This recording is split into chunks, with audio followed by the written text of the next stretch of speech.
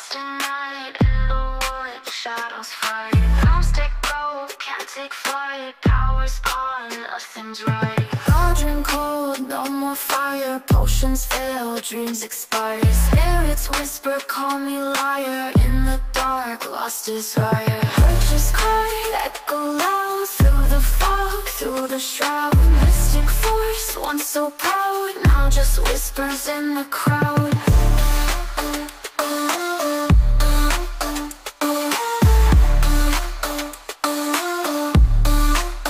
Babalan TV. Hello Capricorn, welcome po sa inyong reading. So this is for February the 8th to February the 14th bonus reading. Okay? So which means may nauna na po no, na readings for February the 8th to February the 14th. Bonus lang ito kasi maganda po ang response from the previous readings. So why not, 'di ba? Supposedly wala siya. For those of you who's new to the channel, don't forget to click the subscribe button, smash the like button, comment below if you resonate, and hit the notification bell. Kung gusto niyo pong sumali sa ating live sessions, dun po yan sa ating kabilang channel, no? Kung hindi po kayo nakaka-resonate dito, baka nandun po ang inyong reading. Meron din po doong February the 8th to February the 14th. Of course, that's a different reading. And Capricorn, I want you to know that this is a general reading. So you may resonate with the entire reading or you may resonate with some bits and pieces lang no, ng reading na ito. So, magsimula na tayo. Bakit pakiramdam natin kailangan nating meron tayong silipin, meron tayong tignan, meron tayong i-double check, no? For a few numbers of you, baka meron din tayong ditong sinasabi na bakit kaya hindi ko, kasi parang merong intuition dito na kailangan no, nating maging matapang para not really matapang ng away, kundi magkaroon lang tayo ng lakas ng loob. Either magkaroon ng lakas ng loob magsalita, magkaroon ng lakas ng loob umamin, magtanong,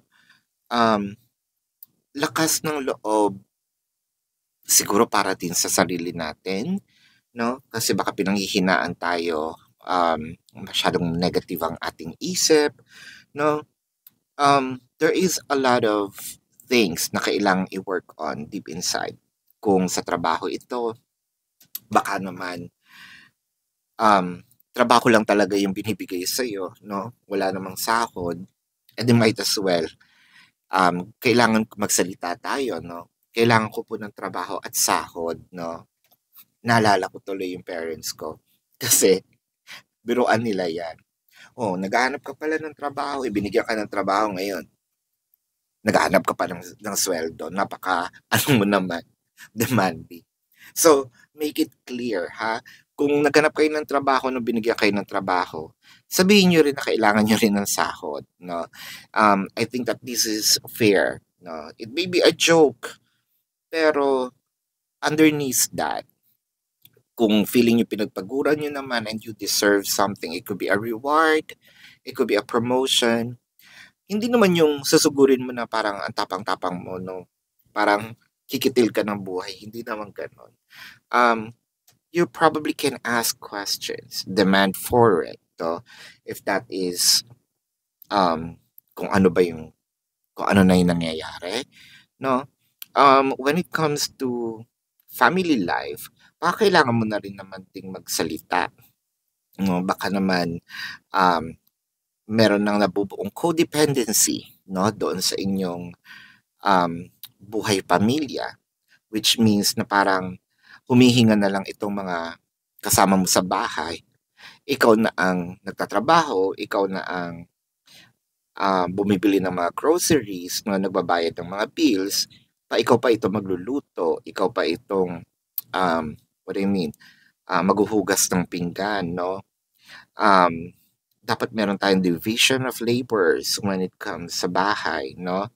It doesn't matter kasi division of labors, wala na sa gender yan ngayon, no? Dapat dapat ang lalaki marunong din magluto, ang babae somehow dapat din marunong mag-electrician, yung mga basic, 'di ba? At least kahit papaano meron tayong maitutulong. When it comes to love, 'no, baka naman din or money muna, kasi usually most of you are into love. Monetary wise, baka naman puwede mong tanungin itong, either pinautang mo, 'no, "Uy friend, yung hiniram mo ba sa'kin sa'yo na lang ba o utang ba yun? Kasi nalilito ko, eh." Para at least alam ko yung expectations, kung hiningi mo na lang siya, 'di hiningi mo. Pero kung utang pa yun, baka baka naman sa tagal na 'no, baka sa tagal na nun, kung nasa akin yun, nakabili na sana ako na 'wag tayo masyadong parang feeling blessed, ayan. So kung relationship naman ito, baka nandito tayo sa isang situationship na parang walang label. So might as well itanong na natin, "Uy, ano ba tingin mo sa'kin? Friends lang ba?" Kasi kasi parang more than friends na yung ginagawa natin, eh, 'no? Baka feeling mo sa'kin bro, bro, 'no, sis, sis, ayan. Actually, I'm expecting something from this situation, 'no? Siguro maging, um, frank in a way na honest, hindi yung prangkang, ah, yung pabalang, 'no, yung barubal, hindi naman sa gano'n. Kasi with the Queen of Cups in here, sinasabi mo nga, sinasabi mo nga na, "Sandali, I'm offering you something, no, I'm offering you my cup." Um, hindi hindi kumbaga, um, hindi ito pro bono, 'no, 'wag na tayong magpaka-impokrito na, yes, probably sometimes meron tayong ginagawa sa isang tao na just because we love the person. Pero kahit sa pamilya, we need to be reciprocative, 'no? Baka mamaya, yun nga, tulong ka ng tulong, ayaw naman pala magpatulong, so useless, 'di ba? So katulad nito, I care for you, I love for you, 'no? Kaya nga ako nakipagrelasyon. I'm expecting something in return, 'no? Hindi ito pro bono, hindi ito kawang gawa, 'no? There may be times, pero kaya nga ito relasyon. Relationship is a two-way, 'no?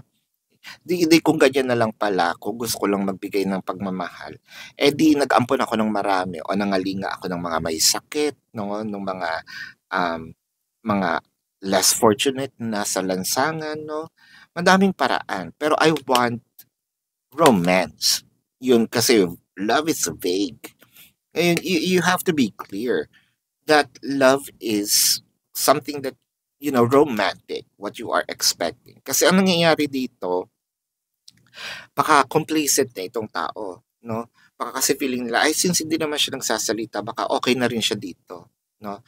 Malay mo nahihiya lang din, malay mo kasi with the hermit card ang tagal na, 'no? Or somehow ang tagal niyo ng ganitong sitwasyon, either ang tagal niyo na magkakilala, matagal na itong sitwasyon na ganito, or baka naman din meron ng katandaan, 'no? Either, isa sa inyo, 'no? I'm seeing probably an age gap. It could be a May-December love affair, or baka konti lang din yung agwat. If we're not talking about the numbers, baka itong maturity, 'no? Kung ganun pala, edi sana nag-alaga ka ng baby. Nag-babysitter ka na lang sana, 'no? At least kung nag-babysitter ka, may sahod ka, 'di ba? Kaya nga sabi ko walang pro bono dito kasi this is something that needs to be reciprocated, no? With this Strength card and the Five of Cups, siguro sinasabi mo rin sa sarili mo dito, ay, dapat pala, no, nung una pa lang, naging klaro ko, ngayon parang nanghihinayang ako. Kasi parang ang tagal na eh. Sayang naman yung time. Hindi ko naman maibabalik yung buwan, no, linggo, yan, araw, taon, no. Yung iba nga baka umabot pa dito ng, ang tawag doon, yung 10, yung dekada, no. We're staying in this connection, ano na, gising-gising din, no, with the Queen of Cups and the Ten of Swords. Bakit parang pakiwari mo pa, paubos ka na, pasaid na itong kaya mong ibigay. Kahit ang ano, kahit ang mga lawa, no, natutuyot din, 'di ba? Yung sa'yo parang you're being sucked dry. with your use, no? Baka mamaya, "Hey, friend lang pala tingin mo sa akin, na-lost lang ako dito," no? Kung maibabalik ko lang yung time na fresh pa ako, no? Baka meron na akong jowa ngayon, no? Um, and also my body clock, especially sa babae, 'di ba? Lalaki kasi kahit anong age niyan, pwede pang magkaanak yan, eh. Pero yung body clock ng babae is sandali, tumatakbo yung oras, 'no? Baka nandito na ako sa huling biyahe, 'no? Ah, mag-e-expire na ang aking ang aking panubigan, 'di ba? Matutuyo na ang aking panubigan. Ano na, o baka na gamit mo na, tuyong-tuyo na gamit mo na, wala pa akong nahihita, 'di ba? Parang exaggerated na yung time frame na nangyayari. So, with the Eight of Cups in here, mahal mo naman. Wala tayong problema doon. Somehow nakikita natin yung pagmamahal. But I think what we need here is security. Siguro we also have to be very frank doon sa ating sasabihin, no? Straightforward tayo na hindi naman kailangan ng magarbo, no? What I just need is security, 'di ba? Kung sobrang tagal na nga nito with a hermit, 'di ba? Ang dami na nating naipon. Hindi man 'yan malaking-malaking pera, it may be properties, it may be some valuable things, no? Um, I think meron na rin akong karapatan kung ano man naipon o lalo na, 'di ba, kapag baka mamaya may medical ano tayo, 'no, mga medical emergencies, baka wala akong say dun sa, you know, this is something that we probably need to look forward to and para magkaroon tayo ng parang legalities. Um, Siguro for a few numbers then baka LGBTQIA+, no? Ito yung sinasabi kasi it's not about the wedding, no? Yung LGBTQIA+ na community, yung union, no? Kasi kapag may mga ganun ngang sitwasyon, yung mga may nangyaring emergencies, mga legalities, 'di ba? Walang say kasi walang partnership. But anyway, I think that's so G, no? Ang pinaglalaban dito hindi yung basbas ng kasal. Ang pinaglalaban dito is um, yung karapatan, 'di ba? Paano na 'yan kung nagkahiwalay, kawawa naman si Akla, no? Kawawa naman si Lulu, no? Ang tomboy natin. Bakit Lulu? Lulu.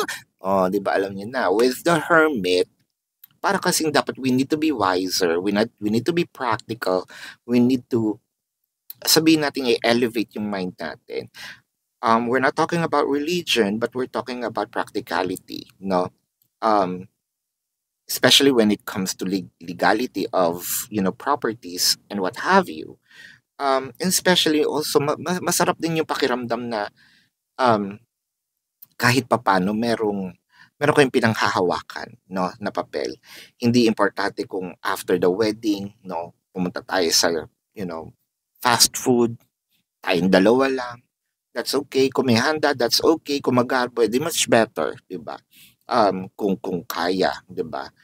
Ito nga yung sabi ko kanina din sa Aquarius, baka naman kasi iniisip naman ito ni person, porket ganun yung gusto mo yata yung baka yung nasa isip niya is magarbo. Hindi naman ganun. Practicality wise, 'di ba? Kung ano lang yung kaya. Huwag naman let's say ang garbo-garbo nga. Ala, baka after ng reception, nagpalit na kayo ng damit kasi kailangan nyo na maghugas ng pinggan or kailangan nyo na agad pumasok. I mean, it's supposed to be na this is a celebration, no? Baka mamaya, after nga nung wedding or after kung ano man itong kahit sa West lang, no? Yung sobrang pinangutang pa, imbis na happiness, aba, stress, no? Pagkatapos ng stress agad, no? Nagkaroon ng malaking utang.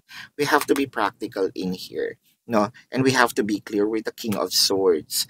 I think what I am seeing is siguro nga complacency, no? Kasi siguro may mga nagsasabi dito kasi with the King of Swords, this is a very cutthroat person, a very practical person. Siguro ang sinasabi nga dito is, um, gano'n din naman yan eh, no? Papel lang yan, pinirmahan lang yan. Yeah, that's true. Katulad ng pera, no? Ang pera is papel lang din, 'di ba? Pero up until we give value to it, nag-iiba yung nag-iiba yung value ng papel. Pare-parehas 'yan, papel, 'di ba? Pare-parehas siguro ng materials, no? Ngayon 'pag iniba mo na yung kulay niyan, 'di ba? 'Pag naging golden yellow na siya, ay 500 'yan. 'Pag naging parang bluish na, ay ano 'yan, 1,000 pesos 'yan. So may value din 'yun kahit papel, no? Um, baka kasi ang sinasabi niyo, papel lang 'yan. Eh how about legalities po, no? Yung ating pag-usap, how about legalities? Especially kung ikaw itong nagtatrabaho, baka naman 'pag may nangyaring hindi maganda, hindi natin sinasabi na ine-expect natin, eh baka naman sa kangkungan tayo pulutin, no? Wag naman gano'n. Kaya nga i-explain din natin with the Knight of Swords. So ang nakikita ko dito with the proper explanations, Knight of Swords kasi parang oo, no? I think that this person or the person of yours might have a different perception when it comes to, probably they were not informed. Probably they need some enlightenment. I don't want to say they're not educated. Kaya nga sila merong ganong perception eh. They are educated but probably with the wrong information, no? With the Knight of Pentacles. And I feel like, ang gusto rin naman nito is mapasaya. Ang sinasabi ko nga kasi baka kaya din hindi na ito ino-open up kasi hindi ka naman umaaray, hindi porket hindi umaaray, okay na, 'di ba? With the Ace of Wands, nandoon pa naman yung passion. And I feel like kung ano man ito nakatulog, no? Kung meron mang mga nakatulog na passion dito, magigising uli siya, no? Especially with an Ace of Wands, this is a valid card. Or sa Tagalog, ito yung ari ng lalaki. Baka mamaya, kailangan nyo lang din talaga ng honeymoon phase or kailangan nyo lang din talaga mag out of town as part of the honeymoon, di ba? I'm not pushing you to do something that is not beyond the that's not within your practicality, yung finances, ha. Kung kailangan pag-ipunan. Again, hindi naman kailangan malaking-malaki, may mga kasalang bayan, di ba? With the Six of Cups, I think nami-miss kasi natin dito is siguro ito nga dahil complacent na, nami-miss natin yung warmth, yung bang panahon na nagsisimula tayo, na nandun yung kilig, nandun yung efforts, at least siguro ito manunumbalik at mas magiging stronger yung bond, no? With the Three of Pentacles in here and the Empress, at least dito natin masasabi nasa atin ang corona, no? Nasa atin ang, kumbaga, legal na legal, no? Tayo ang pwedeng gumamit ng apelyido, no? Again, sa LGBTQIA, hindi naman importante din siguro ang apelyido. The legalities lang, no? Ayun ang pinupunto. Pero dun sa mga ating mga homosexual, ano yan yung mga hindi homosexuals is the LGBTQIA+, no? Itong mga babae lalaki, I forgot the term. Anyway, no, at least meron kang legality. Ako ang legal wife, 'di ba? Meron tayong say, no?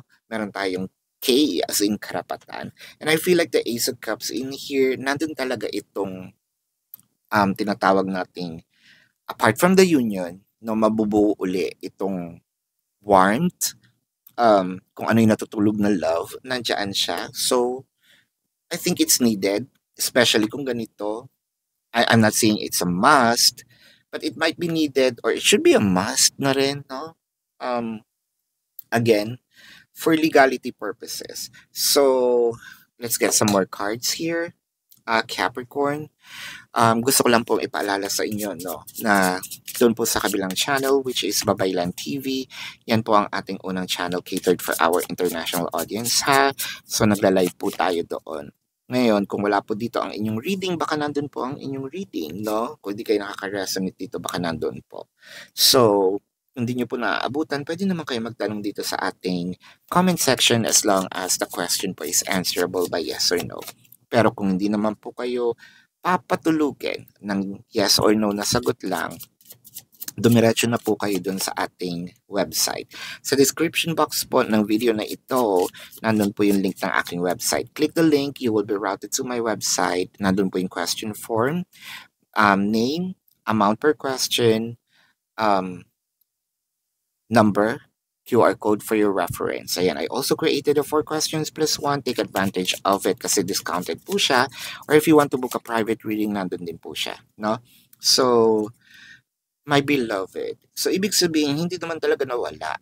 Pwedeng nakatulog, no? Siyempre, kahit makina, kahit tao, nagpapahinga.